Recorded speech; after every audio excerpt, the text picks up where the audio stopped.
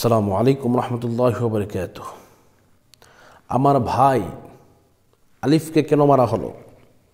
হিন্দু ভাইদের কাছে আমার একটি কথা, আপনারা আমার কথা কি মনে করেন আমি বুঝি না। শুনেন শুনেন ভাইরা আমার, মুসলমানদের মধ্যে যেমন উগ্রপন্থী লোক আছে, হিন্দুদের মধ্যেও কিন্তু উগ্রপন্থী লোক আছে। মুসলমানদের মধ্যে যেমন জঙ্গি সংগঠন আছে, হিন্দুদের মধ্যেও জঙ্গি সংগঠন আছে। তদ্রূপভাবে ইসকন যে সংগঠনটা, এটা হচ্ছে একটি জঙ্গি সংগঠন। এটা ভারতের মধ্যে প্রমাণ হয়ে গেছে, যে ইসকন হচ্ছে এটি একটি জঙ্গি সংগঠন। এটা কিন্তু আপনাদেরকে বুঝতে হবে। ইসকন কি? এটি একটি জঙ্গি সংগঠন। এজন্য আপনারা এটা অন্যরকম ভাববেন না। হিন্দু ভাইরা যারা আছেন, আপনারা আমাদের ভাই, মুসলমানদের সাথে মিলেমিশে থাকবেন। মুসলমানরা আপনাদেরকে গায়ে জড়ায়া ধরে আপনাদেরকে চুমায়া রাখবে ইনশাল্লাহ। আপনাদের কি করবে? চুমায়া রাখবে, আপনাদেরকে কোনো ধরনের কোনো কিছু করবে না। লাকুম দীনুকুম ওয়ালিয়া দিন। আপনার দিন আপনি পালন করবেন, মুসলমানদের দিন মুসলমানরা পালন করব। আপনারা দেখেন, গত কিছুদিন আগে যে পূজা হয়েছিল, এই পূজার মধ্যে মুসলমানদের ছেলেরা, মাদ্রাসার ছেলেরা, স্কুল কলেজ ইউনিভার্সিটির মুসলমানদের ছেলেরা ঘাট দিয়ে আপনাদের পূজার মধ্যে সাহায্য করেছে। আপনারা যাতে ভালোভাবে পূজা করতে পারেন, আপনাদের উপরে যাতে কোনো আক্রমণ না আসে, আঘাত না আসে। আপনারা কি করলেন? মুসলমানদের হৃদয়ের মধ্যে আপনারা আঘাত দিলেন। আপনারা কি করলেন? মুসলমানদের হৃদয়ের মধ্যে আঘাত দিলেন, আঘাত দিয়েছেন। মসজিদকে ভেঙেছেন। মসজিদকে কেন ভাঙলেন?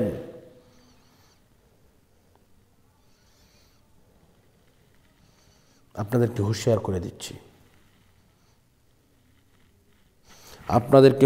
করে দিচ্ছি, গাজওয়াতুল হিন্দ প্রতিষ্ঠিত হবেই হবে।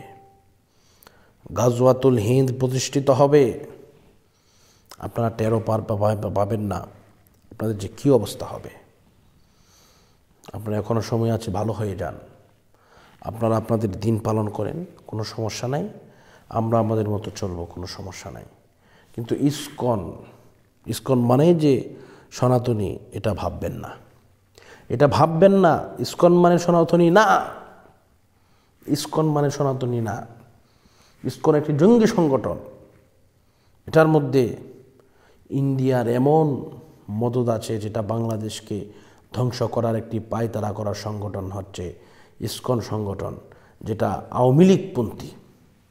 আওয়ামী লীগ যেমন ভারতের কাছে বাংলাদেশকে বিক্রি করে দিয়েছে, ইসকনও শুধুমাত্র এই বাংলাদেশকে অস্থিতিশীল করার জন্য, বাংলাদেশের মধ্যে একটি দাঙ্গা বাজানোর জন্য, মুসলমান হিন্দুদের একটি দাঙ্গা বাজানোর জন্য এই অবস্থা তৈরি করে দিয়েছে। আপনাদেরকে হুঁশিয়ার করে দিচ্ছি, সাবধান হয়ে যান। আপনারা এই কাজ করবেন না।